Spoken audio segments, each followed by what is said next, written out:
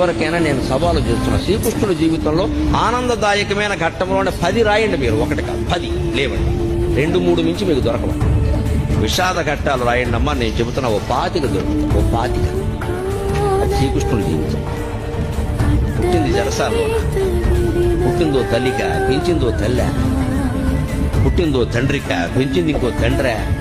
అందులో పెంచిన తండ్రికేమో వీడు తన బిడ్డ కాదని తెలుసా, ఆ తల్లికేమో తెలియదా?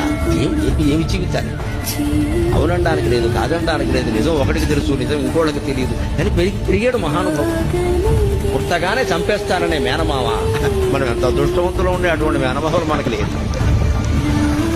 పుట్టని చంపేస్తాననే మేనమావ కత్తెట్టు కూర్చున్నాడు ఆ జైలు దగ్గరే. అదే శ్రీకృష్ణుడి జీవితం. అవతార పురుషుడు అంటున్నారు కదా, మరి